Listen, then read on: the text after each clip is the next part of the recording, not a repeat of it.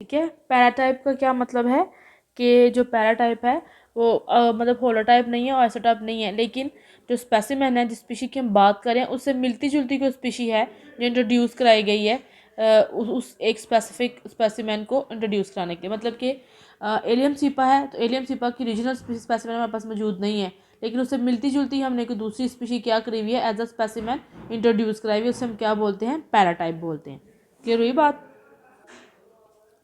Okay, इसके बाद है नियोटाइप। नियोटाइप इज अ स्पेसिमेन और illustration cited in the proteoleuc selected to serve as a nomenclature type as long as well the material on which the name of the taxon was based is missing।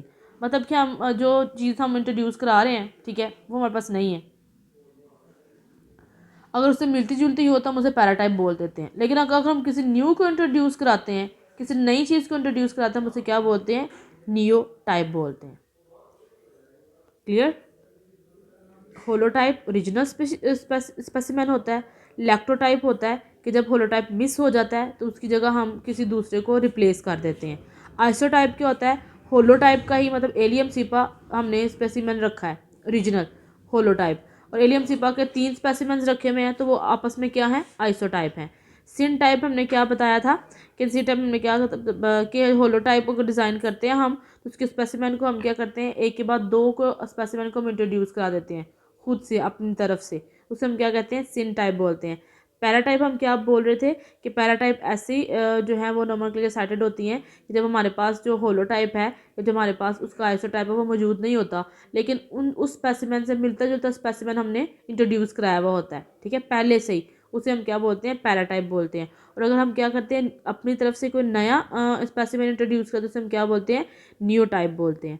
When a holotype or a previously designated lectotype has been lost, मतलब holotype भी नहीं रहा original, फिर हमने जो lectotype introduce कराया था वो भी नहीं रहा, then it can show that all other regional material differs taxonomically from the destroyed type, a new type may be selected। तो हम फिर क्या कर लेते हैं, मतलब हमारे पास जितना भी प्रीवियस रिकॉर्ड है वो नियोटाइप की सॉरी होलोटाइप की फॉर्म में था या लैक्टोटाइप की फॉर्म में था, वो तो हो गया डिस्ट्रॉय, तो हम फिर क्या करते हैं, एक न्यू क्या करते हैं, इंट्रोड्यूस कराते हैं, ठीक है, उसे हम क्या बोलते हैं, नियोटाइप बोलते हैं। A new type may be selected to preserve the usage established by the previous typification।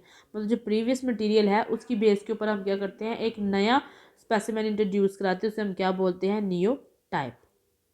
Clear है ये बात? क्लियर होगी बात? होलोटाइप मैं फिर से बता रही हूँ, ऐसा स्पेसिमेन होता है जो वो साइंटिस्ट ने इंट्रोड्यूस कराया होता है जिसने उसको पहली बार डिस्कवर किया है या पहली बार पढ़ा है। वो इंसान जब वो जो साइंटिस्ट है इंट्रोड्यूस कराता है स्पेसिमेन को, वो होलोटाइप होता है। अगर होलोटाइप मिस हो जाता है तो हम एक नया स्पेसिमेन इंट्रोड्यूस कराते हैं, उसे हम कहते हैं लैक्टोटाइप। और आइसोटाइप के होते हैं होलोटाइप के ही सिमिलर स्पेसिमेंस को हम क्या कहते हैं, आइसोटाइप। और सिन टाइप क्या होता है कि सिन टाइप जब हमारे पास क्या है, हमारे पास होलोटाइप मौजूद नहीं है, तो जो ऑथर क्या करते हैं कि हम उसके बारे में पता तो नहीं, तो हम क्या करते हैं, 2 से 3 स्पेसिमेन को इंट्रोड्यूस करा सकते हैं कि ये भी हो सकता है, ये भी हो सकता है, ये भी हो सकता है। उन टाइप्स को हम क्या बोलते हैं, सिन टाइप्स बोलते हैं। पैराटाइप्स क्या होती हैं कि जो नोमेनक्लेचर के अंदर पैराटाइप हम उसको बोलते हैं कि जब हमारे पास होलोटाइप भी नहीं होता, आइसोटाइप भी नहीं होता, ठीक है, ये दोनों चीज़ें हमारे पास मौजूद नहीं है, तो हम क्या करते हैं, पैराटाइप एक जो हमारे पास नई टाइप होती है उसको हम क्या करते हैं, इंट्रोड्यूस कराते हैं। और नियोटाइप क्या है कि जब हमारे पास ना लैक्टोटाइप रहती है ना ही हमारे पास जो है वो होलोटाइप होती है, तो हम एक नया स्पेसिमेन इंट्रोड्यूस कराते हैं, उसे हम क्या बोलते हैं, नियोटाइप। क्लियर? ओके, कुछ ये इंपॉर्टेंट टर्म्स हैं। इसके सबसे पहले है इफेक्टिव पब्लिकेशन। इफेक्टिव पब्लिकेशन कौन सी पब्लिकेशन होती है, is a publication which is accordance with the rules, मतलब जो किसके अकॉर्डिंग हो, ICBN international code of nomenclature के रूल्स के अकॉर्डिंग हो।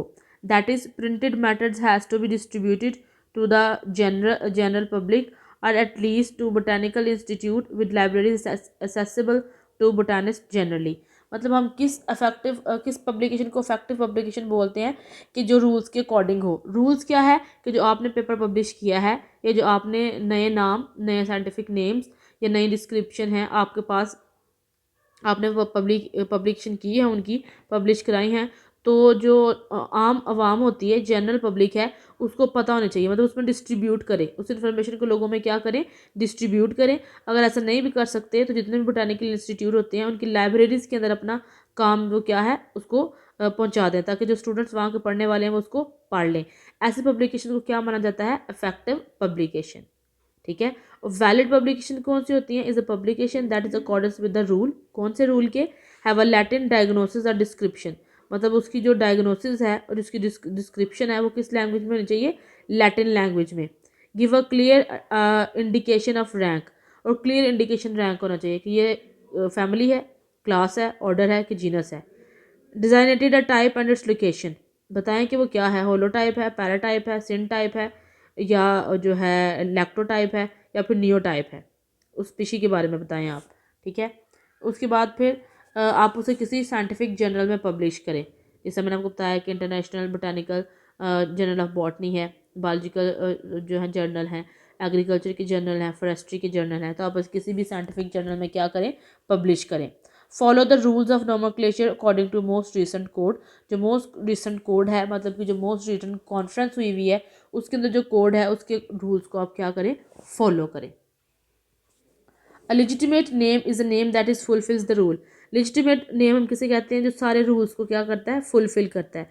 इलिजिटिमेट क्या है? Is a name which contravenes the rule, मतलब वो रूल्स के अंदर कॉन्ट्रीवर्शियल होता है, मतलब कि रूल्स को फॉलो कर भी रहा होता है, नहीं भी कर रहा होता, वो कॉन्ट्रीवर्शियल सा होता है, उसे हम क्या कहते हैं? Illegitimate name. The correct name कौन सा होता है? Tax on is one of that is legitimate. और करेक्ट नेम हम किसको कहते हैं? जो लेजिटिमेट होता है, मतलब कि जो सारे रूल्स को क्या करे? फिलअप करे। क्लियर? आज के लेक्चर में हमने क्या पढ़ा है? पहले हमने रिव्यू लिया है सिनोनिम्स और होमोनिम्स का, कि सिनोनिम्स क्या कहते हैं कि अगर एक स्पीशी के एक से ज़्यादा नाम होते हैं तो वो क्या होते हैं? सिनोनिम्स होते हैं। और अगर क्या होता है कि एक जो है एक टेक्सॉन के लिए हम क्या करते हैं कि मोर देन वन टेक्सॉन, एक ही नाम को हम मोर देन वन टेक्सॉन के लिए यूज़ करते हैं, मोर देन वन स्पीशी के लिए यूज़ करते हैं, उसे हम क्या बोलते हैं? होमोनिम्स बोलते हैं। फिर हमने पढ़े holotype, original specimen, lectotype, original घूम जाए उसके बाद जो हम स्पेसिमेन बनाते हैं। आइसोटाइप, ओरिजिनल के ही जो सिमिलर कॉपीज़ होती हैं वो आइसोटाइप्स होती हैं। सिन टाइप क्या होता है कि अगर ओरिजिनल हमारे पास मौजूद नहीं है, ठीक है, तो हम गेस कर रहे हैं कि ये भी हो सकता है, ये भी हो सकता है, ये भी हो सकता है। ठीक है, टेंटेटिव से स्टेटमेंट देते हैं, तो हम एक से ज़्यादा स्पेसिमेन को इंट्रोड्यूस करा देते हैं, तो वो क्या होते हैं? सिन टाइप होते हैं। पैराटाइप के होते हैं कि जब हमारे पास ना ही होलोटाइप होता है ना ही आइसोटाइप होता है, तो हम क्या कर देते हैं? जो स्पेसिमेन है उससे मिलता जुलता स्पेसिमेन के जो होलोटाइप से जो रिलेट थोड़ा करता हो, थोड़ा उससे रिजेम्बलेंस रखता हो, हम उस तरह के क्या कर देते हैं? स्पेसिमेन को इंट्रोड्यूस कराते हैं, उसे हम क्या कहते हैं? पैराटाइप बोलते हैं। और अगर हमारे पास सारा रिकॉर्ड पहले वाला ख़त्म हो जाता है और हम एक नया स्पेसिमेन इंट्रोड्यूस कराते हैं, उसे हम क्या बोलते हैं? नियोटाइप बोलते हैं। क्लियर? उसके बाद हमने क्या पढ़ा कि इफेक्टिव पब्लिकेशंस क्या होती है? जो कि पब्लिकेशन के रूल्स को फॉलो करे। और वो रूल कौन सा था कि जो आपका जो प्रिंटेड है, आपका जो काम है वो आपने प्रिंट कराया है, वो जनरल पब्लिक को पता होना चाहिए, या फिर जो इंस्टीट्यूट है बोटानिक इंस्टीट्यूट्स उनकी लाइब्रेरीज में होना चाहिए आपका काम, ताकि स्टूडेंट उसको पढ़ सके। वैलिड पब्लिकेशन क्या होती है? जो लैटिन लैंग्वेज में लिखी गई हो, ठीक है, क्लियर रैंक हो उसके अंदर, और उसकी जो रैंक है उसका जो टाइप लोकेशन है वो पता। उसके बाद हम उसको अब टाइप बताएं, पैरा टाइप है या सिन टाइप है, उसको आप साइंटिफिक जर्नल में पब्लिश करें। ठीक है। और जो रिसेंट कोड आया उसको वो क्या करे? फॉलो करे। फिर जो फुलफिल करता है सारे रूल्स को उसे हम लेजिटिमेट नेम कहते हैं। जो कंट्रोवर्शियल नेम होता है उसको हम इलिजिटिमेट कहते हैं, और जो लेजिटिमेट नेम होता है उसको हम करेक्ट नेम बोलते हैं। क्लियर? Thank you.